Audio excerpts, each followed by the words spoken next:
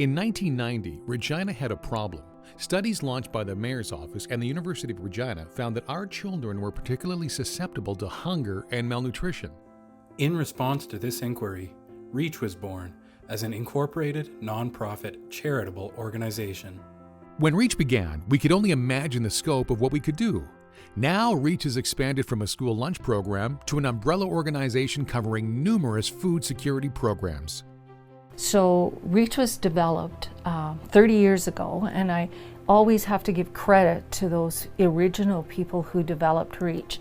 We were developed to work in partnership with others, not to work on our own. So everything that we do, we're in partner with another organization, another school, another business, and it's the philosophy. It takes a village to raise a child.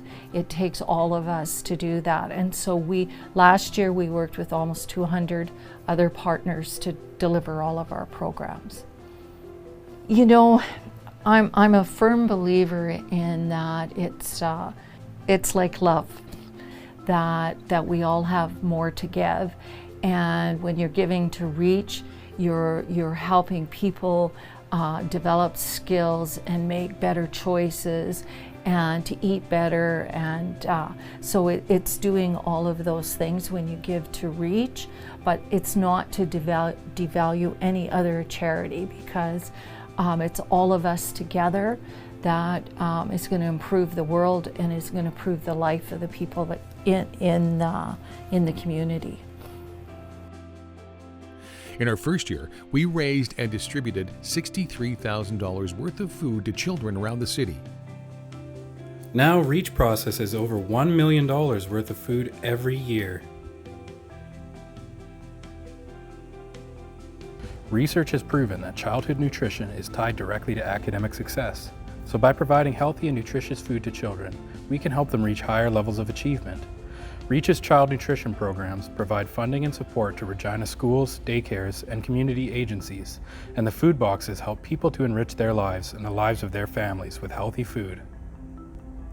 People just like Dolores, a single mom who made a few bad decisions as a teenager and who is now the sole caregiver for 3 young children. Dolores is attending school at night and is struggling to provide for her family. The Family Basket gives Dolores access to sufficiently healthy food to make it to the end of the month, and the newsletter in the basket has provided her with handy recipes and a wealth of nutritional information. Dolores has taught her children about healthy eating and positive lifestyles, and this is displayed in the excitement one of her children showed when a REACH delivery person arrived to take the Family Basket to her house. This small boy, about 3 or 4 years old, came running out to meet me. "Hello, Basket," he greeted me. I smiled and said hello, then started to get the basket out of the car while he ran tight circles on the lawn, shouting, "The basket is here, the basket is here." Not finished being adorable, he rushed over to try to help me with the boxes. "I can carry them, I'm strong. Look," he said as he tried to lift the basket. After a valiant attempt, he eventually tried to help by carrying the potatoes inside. He followed me back out, wishing me a great day, and when I pulled away, I heard him yelling, "Goodbye, Mr. Basket," after me. Although Dolores is on social assistance, she is determined to move from poverty to possibility.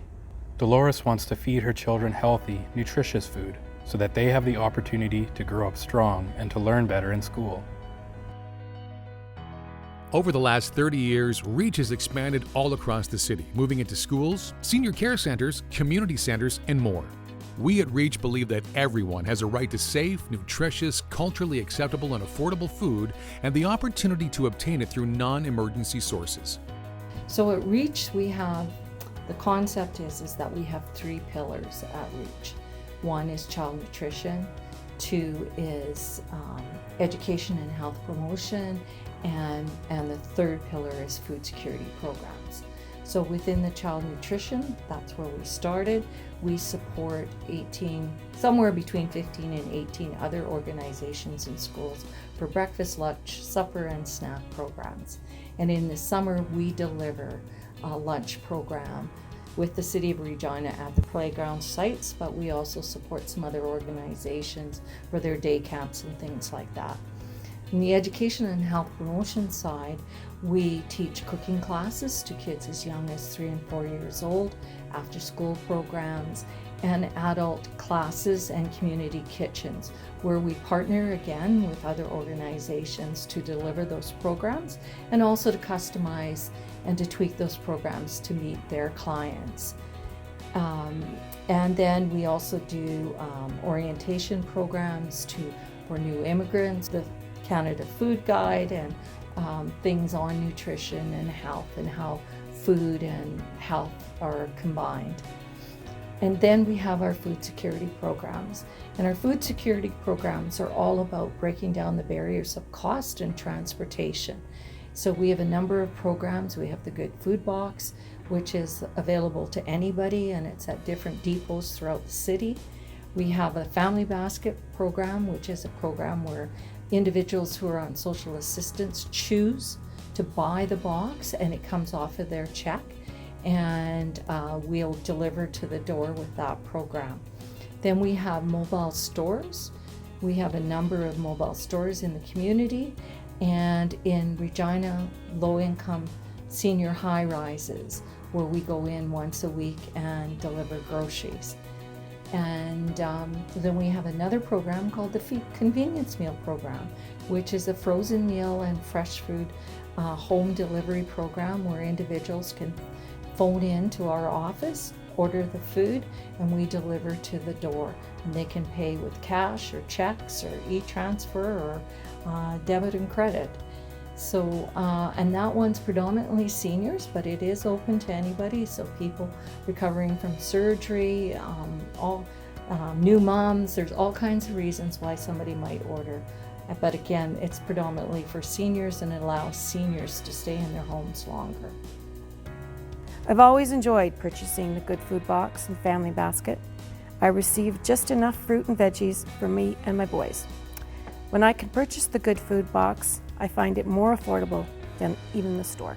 I know it has a huge impact on most of the families that I drop off to, especially for the family baskets. Really rely on the programs that we provide in order to, stay healthy and improve their overall quality of life. There's a lot of people that are counting on our programs to get food and healthy food at that. It's just the neighborhoods in general. There aren't a lot of grocery stores or, places that they can get their own meals. So that's why what we do is really important. I think it's pretty much access to healthy food. A lot of the areas don't have the big grocery chains in them.